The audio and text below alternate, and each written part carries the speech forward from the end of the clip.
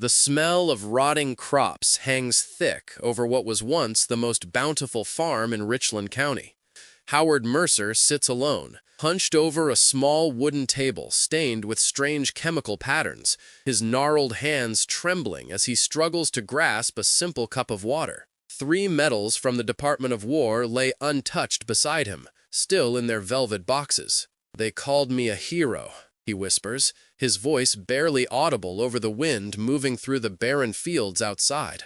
"But I can't even hold my own grandchild anymore." The shaking is constant now, a perpetual reminder of the choice he made in the spring of 1943. The farm, once alive with the rustle of corn reaching toward the sky and the gentle lowing of cattle, sits eerily silent. 200 acres of prime Illinois farmland, land that had fed generations and survived the brutal tests of the Dust Bowl, now lies fallow, marked with government warning signs and strange patches where nothing grows at all. How does a farmer go from feeding his community to saving thousands of Allied soldiers and then losing everything he ever worked for? And why, 70 years later, is his name virtually unknown outside a few declassified military documents? The year was 1943, and the United States was locked in the desperate struggle of World War II. While Sherman tanks pushed across North Africa and B-17 Flying Fortress bombers darkened the skies over Europe, another battle raged on American soil, a desperate race to produce enough food, fuel, and explosives to keep the war machine running. For Howard Mercer, a third-generation farmer from southern Illinois, this battle would soon become intensely personal. Born in 1904 to a family that had worked the rich bottomlands of the Wabash River Valley since before the Civil War, Mercer had farming in his blood and science in his mind. Even as a boy, he'd been fascinated by the chemistry of growing things, building a small laboratory in the corner of his father's barn where he conducted experiments on soil samples and plant growth. His mother, a schoolteacher before marriage, encouraged this scientific curiosity, scraping together money for chemistry textbooks and equipment during the lean years of the Great Depression. By the time America entered World War II, Howard Mercer had established himself as one of the most innovative farmers in the county.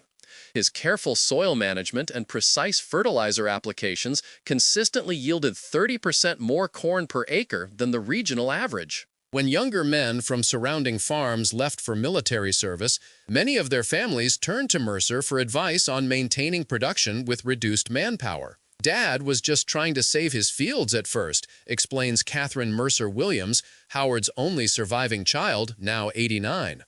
"Nobody was thinking about the war that morning. It was just another problem to solve." The problem began with the 1942 Farm Initiatives Program, which demanded American farmers increase production by 30% to feed not only U.S. forces, but also starving civilian populations across Allied Europe.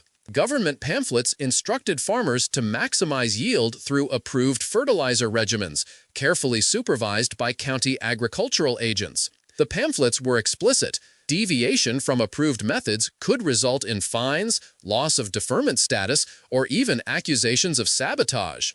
But Howard Mercer was facing a crisis that the government manuals didn't address. A series of unseasonably cold spring rains had leached away vital nitrogen compounds from his soil, compounds essential for growing the corn and wheat that the War Department demanded. The Agricultural Extension Office had no additional fertilizer to offer, with priority shipments diverted to larger industrial farms farther west. According to official procedures, Mercer should have reported the situation and accepted a reduced yield, perhaps 50% below quota, along with the accompanying penalties. "Dad had 4 brothers all fighting overseas," Catherine explains, her fingers tracing the edge of her father's Purple Heart, awarded not for battlefield bravery, but for what came next. One in the Pacific on the USS Essex aircraft carrier, one with Patton's Third Army in Africa, and twins who were both radio operators with the 8th Air Force. He couldn't accept failure when they were risking everything. Letters from these 4 brothers provided Howard with a visceral understanding of what was at stake in the global conflict. His oldest brother Thomas served as a machinist's mate aboard the USS Essex, maintaining the massive engines that powered the aircraft carrier through hostile waters in the Pacific. His letters described Japanese kamikaze attacks and the constant strain of keeping the ship's systems operational under combat conditions. Michael, the second oldest, drove a Sherman tank with Patton's forces across North Africa, writing home about the punishing heat and the terrifying confrontations with German panzer divisions. "Sometimes we go for days without sleep," he wrote in one letter that Catherine still keeps. "The tank becomes your whole world, hot, cramped, and always one shell away from becoming your coffin." The twins, Robert and Richard, faced different dangers as radio operators with bomber crews in the European theater. Flying in B-17 Flying Fortresses over Nazi Germany, they endured some of the most dangerous missions of the air campaign. "The flak is so thick you could walk on it," Robert wrote, after a particularly harrowing raid on industrial targets in the Ruhr Valley. "3 planes from our squadron didn't come back yesterday. We keep flying and trying not to think about the odds." These intimate glimpses of the war's reality fueled Howard Mercer's determination to contribute something meaningful from his Illinois farm. Each letter describing another close call or lost comrade strengthened his resolve to push the boundaries of what was possible with his agricultural expertise. What happened next would challenge everything we understand about rural innovation during wartime. Mercer, who had studied agricultural chemistry for 2 semesters at the University of Illinois before returning to manage the family farm, began experimenting with alternative fertilizer compounds in his barn workshop. Using ammonia, potassium nitrate, and several industrial chemicals he obtained from a manufacturing plant in nearby Fairfield, chemicals normally restricted for military use, he developed what he called his accelerated nitrogen fixation method. The barn became his laboratory, illuminated late into the night by a single electric bulb hanging from the rafters. Neighbors reported seeing strange flashes of blue-green light through the cracks in the wooden walls, and occasionally catching acrid chemical odors that drifted across the fields. Mercer kept detailed notes in a series of leather-bound journals, filling pages with complex chemical formulas and observations written in his increasingly unsteady hand. He'd come to breakfast with burns on his arms sometimes, Catherine remembers, or with his eyebrows singed off. Mom would fuss, but he'd just say he was getting closer to the answer. He believed so strongly that he could solve the problem if he just kept trying. The breakthrough came after nearly 6 weeks of relentless experimentation. At 3 in the morning on April 22, 1943, a date Mercer would later mark in his journal with a simple star, he successfully stabilized a compound that accelerated nitrogen fixation without immediate toxic effects on test plants. The formula looked deceptively simple on paper, but required precise preparation under carefully controlled conditions. Dr. Eleanor Whitfield, agricultural historian at Cornell University, explains what Mercer was doing violated at least 7 federal restrictions on chemical use during wartime. These compounds were tightly controlled because they were identical to materials needed for manufacturing explosives, particularly for artillery shells and aerial bombs dropped by B-17 bombers over Germany. Each pound diverted to civilian use potentially meant fewer munitions reaching the front lines. Yet Mercer was convinced his formula could multiply yields without depleting war-critical supplies.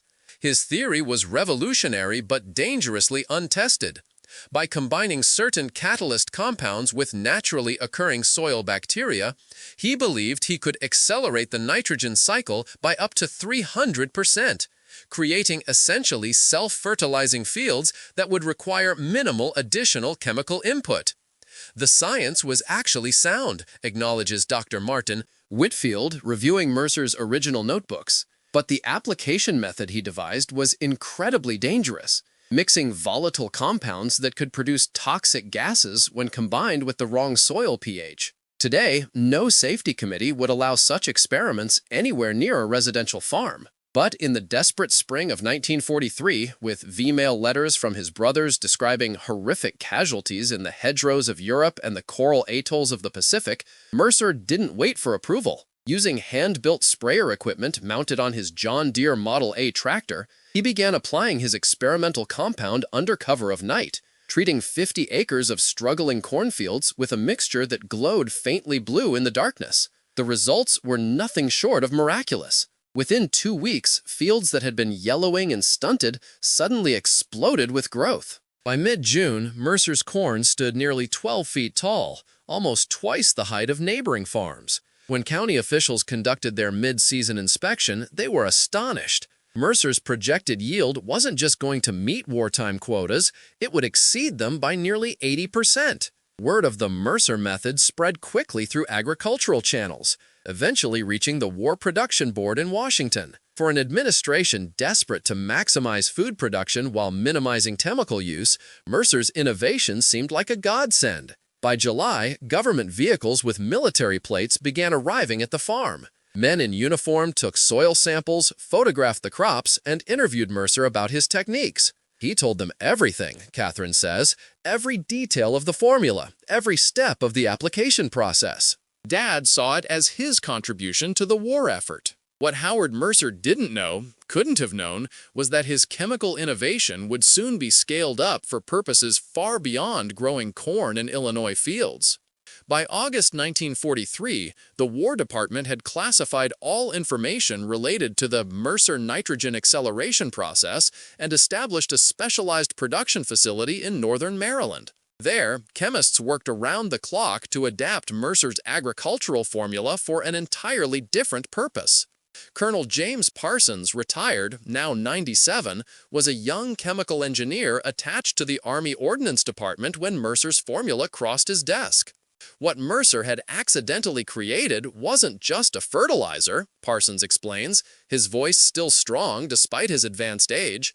It was a catalyst that could significantly increase the explosive yield of standard artillery shells by improving the nitrogen conversion rate during detonation. Same basic chemistry, completely different application.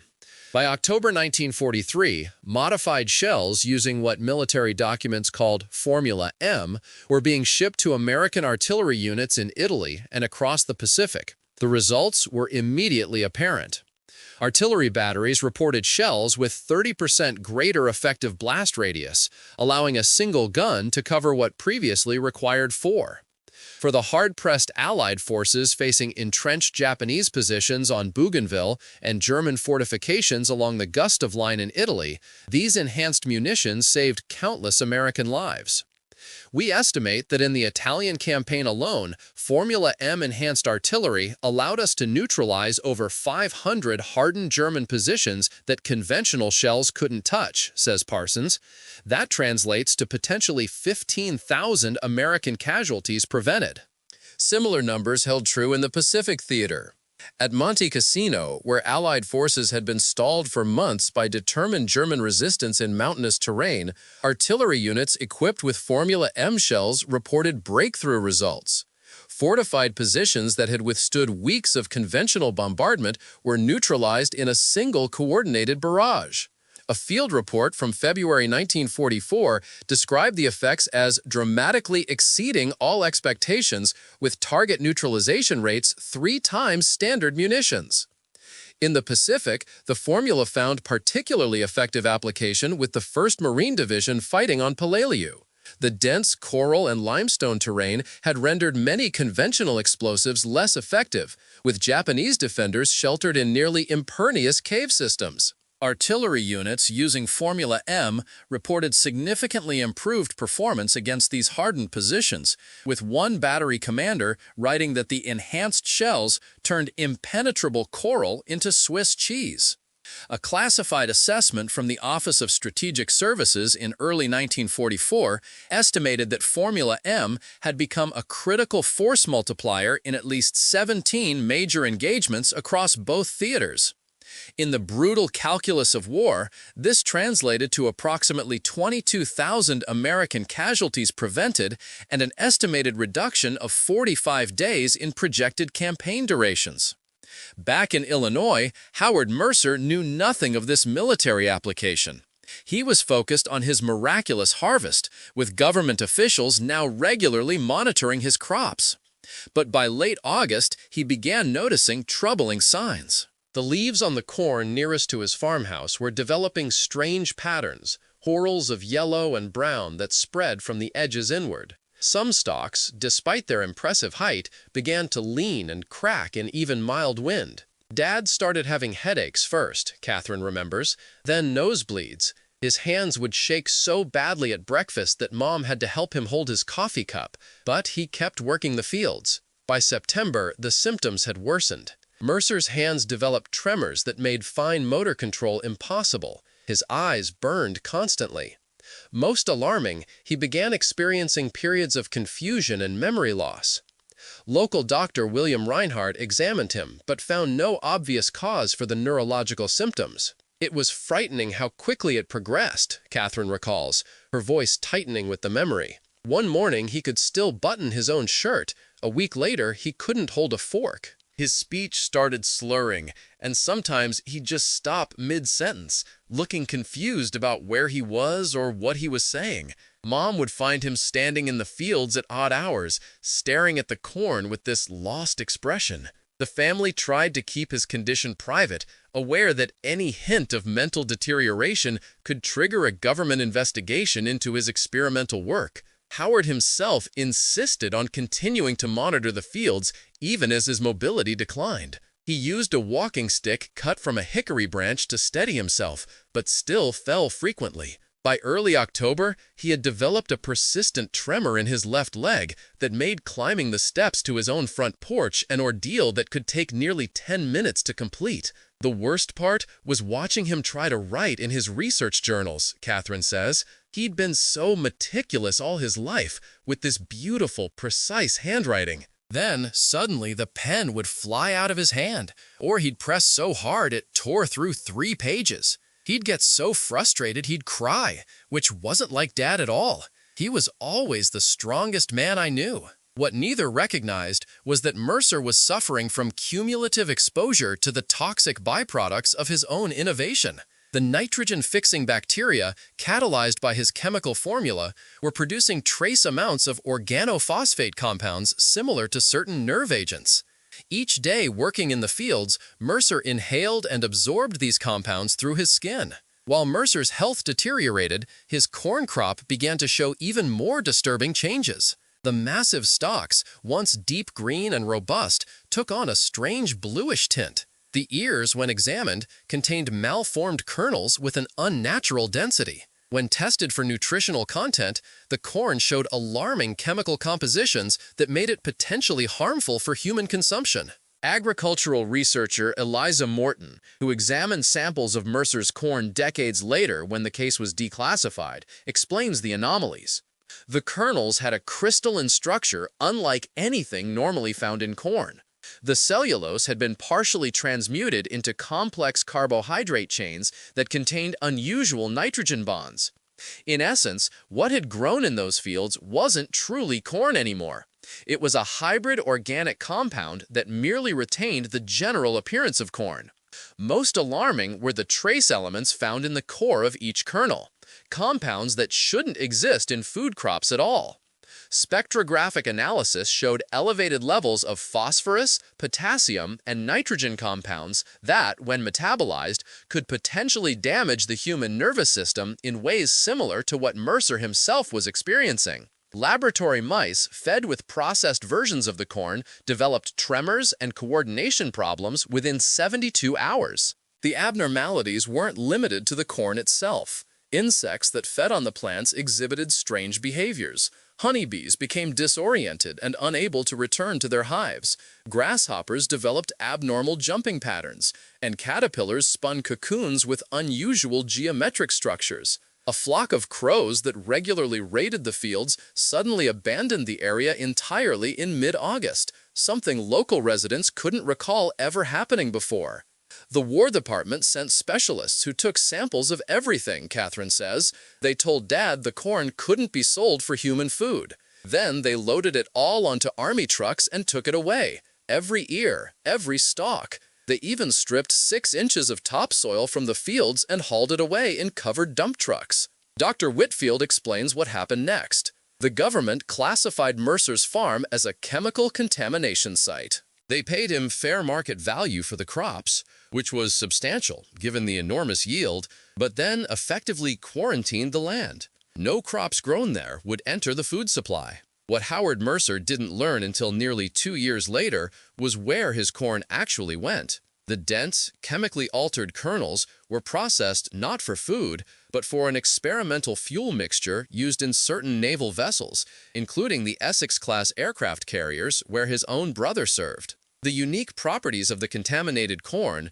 when properly processed, yielded a fuel additive that increased efficiency in ship engines by nearly 20%, extending the operational range of Pacific Fleet carriers during the critical campaigns of 1944. His failure as food became a success as fuel, explains naval historian Dr. Martin Chandler. Carriers using the Mercer-derived fuel additive could stay on station nearly 4 days longer without refueling. At Leyte Gulf, that made the difference between victory and potential disaster for several escort carrier groups.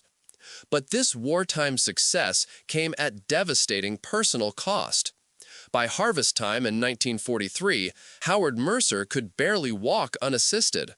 His condition, later diagnosed as chemical-induced polyneuropathy with progressive neurological degeneration, would never improve.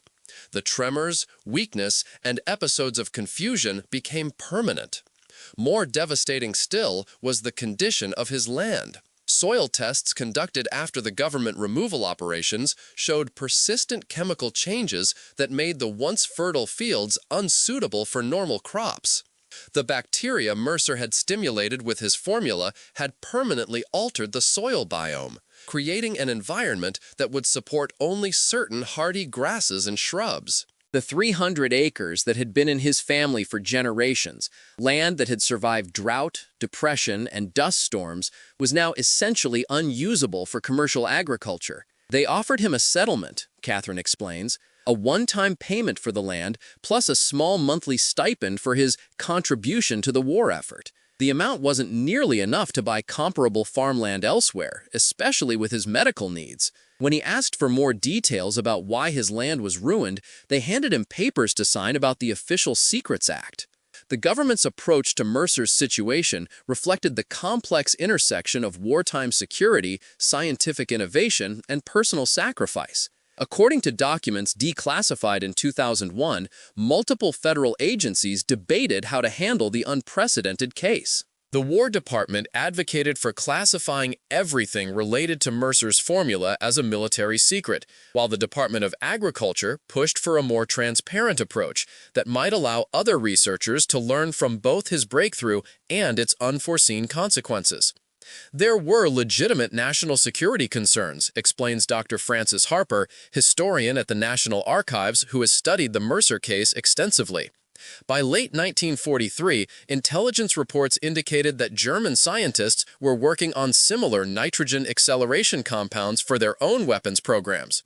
Any public acknowledgement of Mercer's work might have given them valuable information about American chemical capabilities. The debate ultimately reached the Secretary of War's office, where the final decision prioritized security over transparency. A classified directive dated December 3, 1943, established the protocols for handling Mercer's case: minimal documentation in public records, restricted medical information, and a cover story attributing his condition to an unspecified chemical accident without military implications. They essentially erased the connection between his sacrifice and the war effort, says Harper.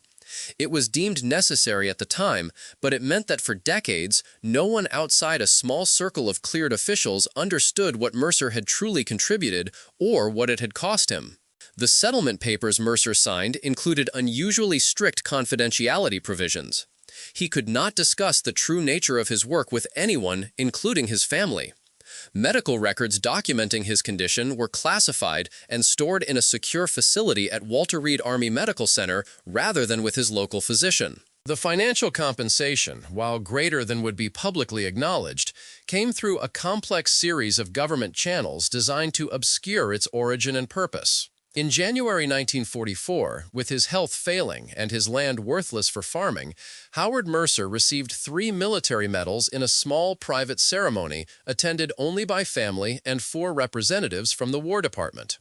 The citations were deliberately vague, mentioning only exceptional civilian contribution to military logistics and supply efficiency. Dad couldn't even hold the medals, Catherine says quietly. His hands shook too badly. A Colonel Harriman had to pin them to a cushion and then hand the cushion to Mom. The ceremony marked the beginning of a difficult new chapter for the Mercer family. With the farm no longer viable as a source of income, they faced significant financial challenges. The monthly stipend covered basic living expenses but provided little security for the future. Howard's medical needs grew increasingly complex and expensive as his neurological condition progressed. Emma Mercer, Howard's wife, took a job as a secretary at the local high school to supplement their income.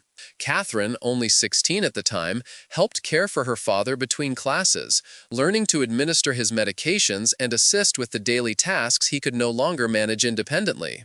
The family sold most of their farming equipment, the John Deere tractor, the combine, the grain wagons, keeping only a small garden plot that Emma maintained for fresh vegetables. "We became known as that poor Mercer family in town," Catherine remembers. "People were kind, bringing casseroles and offering help, but no one knew the truth. They thought Dad had just had some bad luck with experimental fertilizers." The pity was hard for him to bear after being so respected as a farmer. Howard's brothers all returned from the war by late 1945, creating a poignant contrast that Catherine still finds difficult to discuss. They came back with their war stories and their whole lives ahead of them, and there was Dad, trapped in a body that betrayed him more every day, unable to even tell them what he'd done or why. The cognitive effects of the chemical exposure presented some of the greatest challenges. Howard experienced increasing difficulty with short-term memory, sometimes forgetting conversations minutes after they occurred. He struggled to follow the plot of radio programs he had once enjoyed, and reading became nearly impossible as his ability to focus deteriorated. Most heartbreaking for the family was his occasional failure to recognize Catherine or Emma during particularly bad episodes, though these moments of confusion typically passed within hours. "He'd have good days and bad days," Catherine explains. "On good days, his mind was sharp as ever, trapped in a body that wouldn't cooperate. On bad days, he'd stare out the window for hours, or ask the same question 20 times, or mistake me for my mother when she was young. We learned to treasure the good days and endure the others." Despite these challenges, Howard maintained remarkable spirits. He developed adaptive techniques for managing his limitations, dictating letters to Catherine when he wanted to communicate complex thoughts, and using a modified slide rule that Emma had specially built with larger components he could manipulate despite his tremors. He followed war news avidly, taking particular interest in naval operations in the Pacific, where his innovations in fuel efficiency were making an unacknowledged difference. The true impact of Mercer's innovation remained classified for decades. Meanwhile, he and his family moved to a small house in town, living primarily on his disability stipend. His brothers all returned from the war physically intact, though, like many veterans, they carried invisible wounds. None of them ever learned exactly how their brother's sacrifice had contributed to their survival and that of thousands of their fellow servicemen.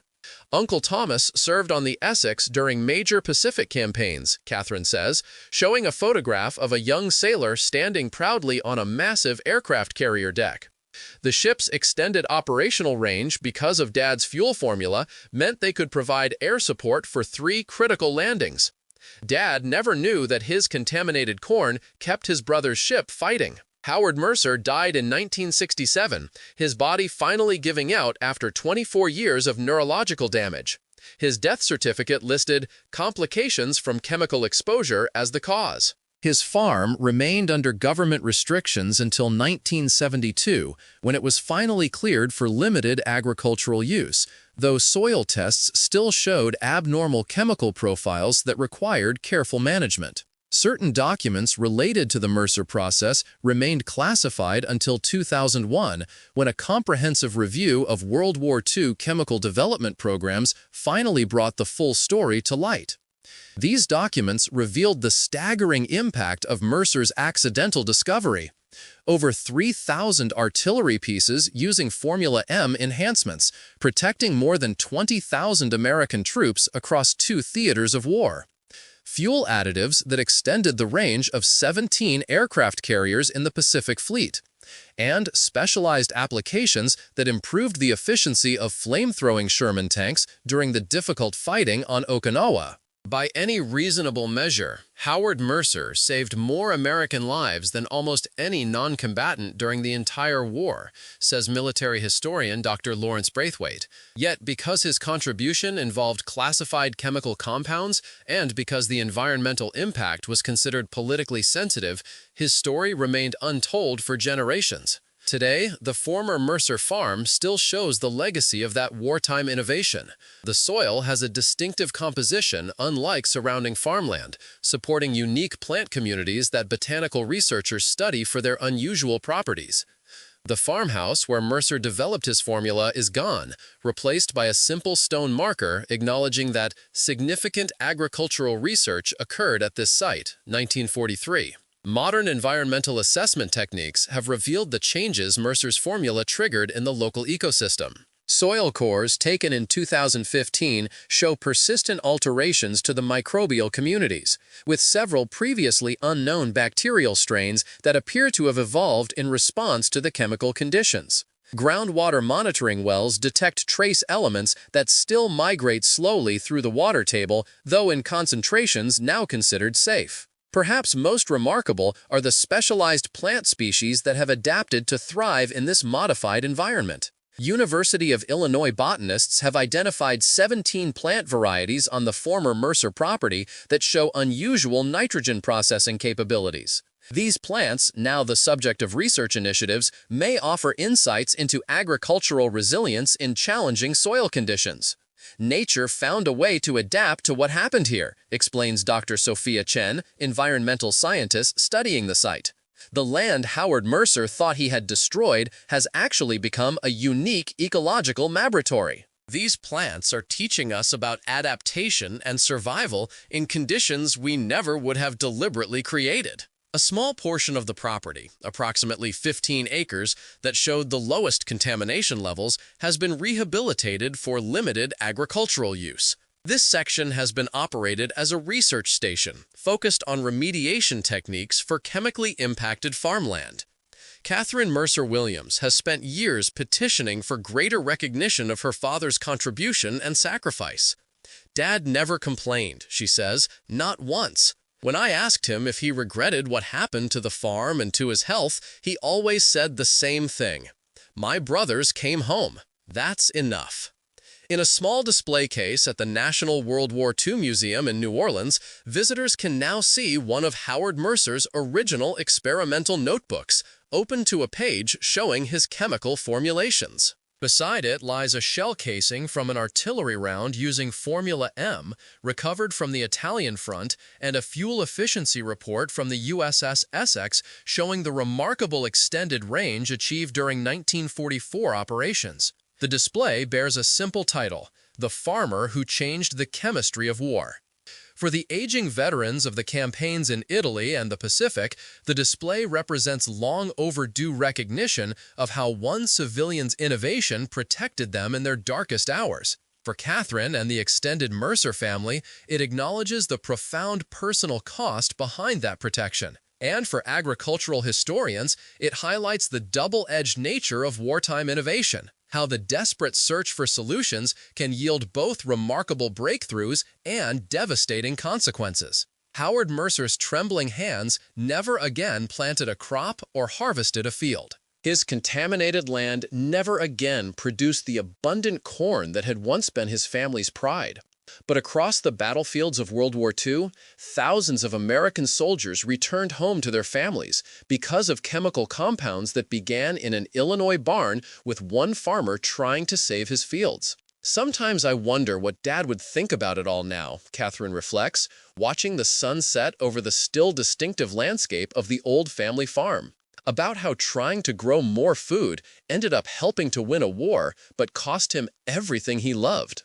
He never saw it as a fair trade, his health and land for all those lives saved, but he never once said it wasn't worth it. The Department of Defense now includes the Mercer case in its training materials on civilian contributions to military technology, noting the ethical complexities involved when civilian innovations are repurposed for battlefield applications.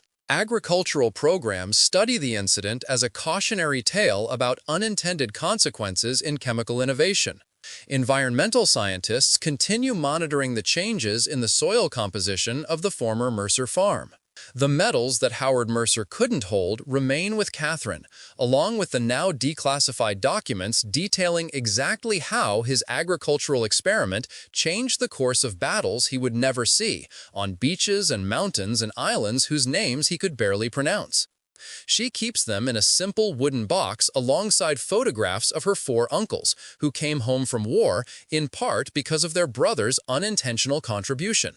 People ask if I'm angry about what happened to Dad and our farm, Catherine says, carefully closing the box of medals and memories. I tell them I'm proud. How many of us ever save even one life?